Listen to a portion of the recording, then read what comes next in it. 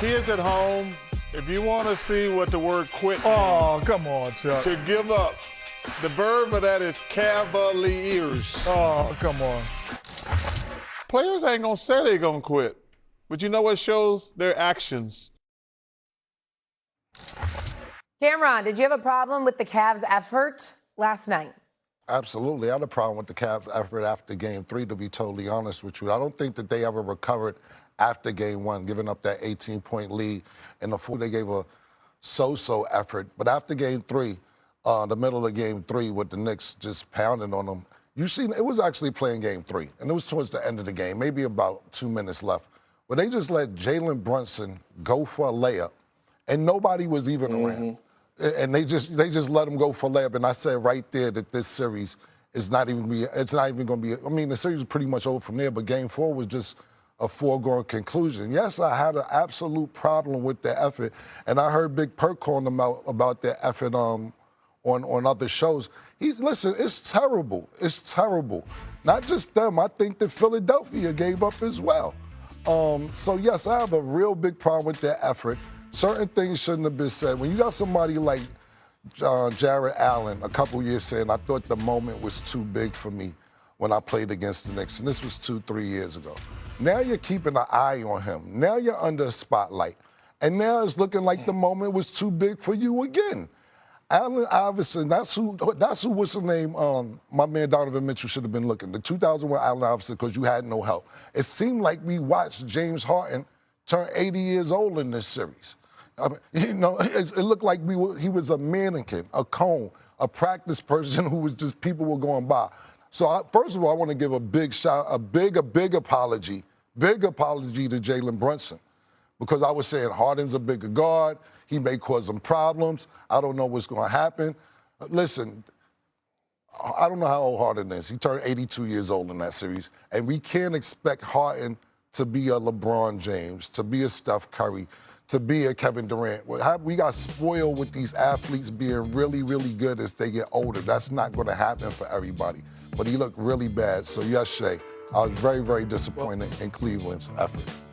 Big Perk, I'll take it from here. There's certain things that need to be put in its proper perspective, all right? You're right. Harden suddenly looked old or whatever. And let me see Big Perk and Cameron when I'm saying this. You know, I've been covering the NBA for a long time. Mm-hmm. It is rare that I saw somebody get their ass kicked the way I saw Jalen Brunson bust James Harden's living ass. I mean, it was really, really bad. Mm-hmm. It was one of those moments where you sat up there and you're not even looking at James Harden like you can't play. We know he's a future Hall of Famer. We were looking at him like this ain't him quitting like, you know, he's a no-show for Philly against Boston or a no-show for Houston against San Antonio or Golden State. No. This was him on the court trying and getting humbled and embarrassed. It was like 6, 7 different times. He was one-on-one with Jalen Brunson. Jalen Brunson, you know, just calling switches, organizing it to make sure Harden was in front of him, and just flat out abused him. It was the kind of thing where you go home and you look in the mirror and you question whether or not you should be playing this game anymore. That was kind of ass kicking that he took. So we get that out the way. But when we look at the problems last night with the Cavs' effort, collectively they quit. And it was a disgrace. And here's the reason why. Repeatedly not getting back on defense and getting beat down the floor by Brunson, by Karl Anthony Towns, by Mikal Bridges, by Josh Hart, by OG Anunoby. They gave up 13 fast break points in the first quarter. They gave up 26 fast break points in the first half. How does that happen in a closeout game on your home court? And the coach, Atkinson, I mean, you talk about a collective collapse. Kenny Atkinson was universally respected as a coach in this league. I'm not saying he's not respected now, but the cachet that he had a precipitous drop-off in this post. I mean, the way the Cavs looked in this series, every complimentary thing you had to say about Kenny Atkinson went out the window. Not just because of the way the team looked, but because when you, you could talk about it being taken out of context. You cannot be a playoff coach and say, well, these 2 games are the 3. We really won 2 of them. Analytically. You know, it's just like they put up in the post of the TNT show. You know, it's not the TNT. Inside the NBA show. They said, what did they say? They said, you know, analytically, it's game 5. Or Right. They're just trolling them. It's bad. It really, really looks bad.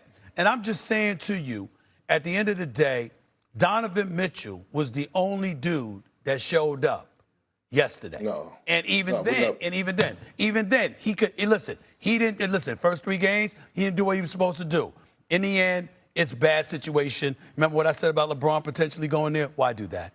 Why do that? Not with that team. Why bother? No.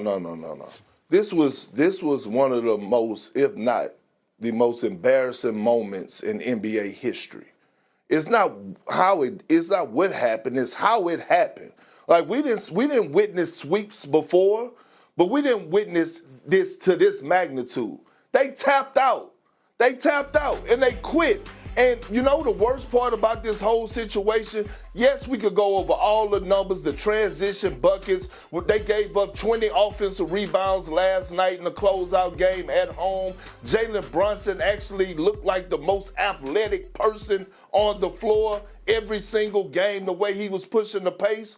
But the post-game comments throughout this series, starting with Kenny Atkinson and what he said the other day about the analytics. That was one of the most asinine things I've heard this postseason. And Donovan Mitchell, he had something to say before last night's game. He talked about, well, I feel like we never got over game 1, basically along those contexts. What?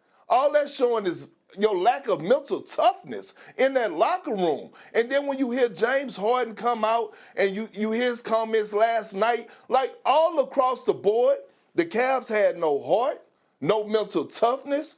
They got pumped and they got embarrassed. And it was an embarrassment for the league to witness that. The lack of competition to compete in between the lines or at this stage. We're talking about the conference finals. And James Harden was in his post-game interview last night. He was talking about how they just got through battling 2 hard 7-game series. Man, what are you talking about? I was on the team in 2008 where we had to go through 2 7-game series before reaching the conference finals. Where your heart at? Where your mental toughness at? That's what you're talking about? Y'all fatigued? Y'all tired? No, the Knicks just kicked y'all ass and snatched y'all soul. And all of a sudden, you got to look at Dan Gilbert. And if I'm Dan Gilbert, I'm looking at every single person on that roster, every single person on that coaching staff, and I'm saying everybody's on the chopping block. Every single one of them. We're not going to give Donovan Mitchell a pass. Those points was cute, but they wasn't powerful. No. They weren't powerful. But what I'm saying is, and I'm not trying to give him a pass because obviously he's the leader.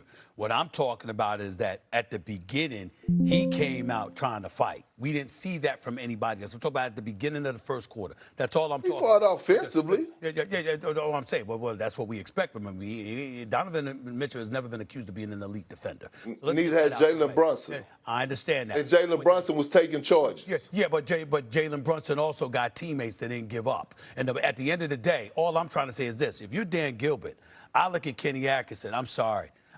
I don't see that as a leader of men as a head coach. I just don't. I agree. I just don't. I'm sorry. The words that came out of his mouth, the things that he was saying, the way this team refused to respond. I just didn't look at him. I expected to see more from him. And there's too many damn good coaches in the NBA, past and present, okay, that would be better than that. That would be more demonstratively, competitive than that. And whether it's post-game, whether it's off-day quotes, whether it's watching him look helpless as his team can't respond, it just wasn't a good look. And then you got Harden with the player option, and you're just looking at him and you're saying, really? So once again, he's going to get paid to do what? Regular season, and then the postseason comes, and once again, here he is, averaging significantly less points, shooting 18% from three-point range, not being able to get stuff done. You just find yourself looking at Cleveland. It was really embarrassing. It was very bad, and Charles Barkley was absolutely right to call out Cleveland the way that he did, because on your home turf, you quit. Plain and simple. Plain and simple. The fans should be giving their money back, to be honest with you. Here's something that the Cavs are going to have to look at. They have the highest payroll in the NBA this season. They finish as the only team in the second apron. So decisions are going to have to be made because their payroll is through the roof. Coming up here on First Take, after a disappointing Game 4 performance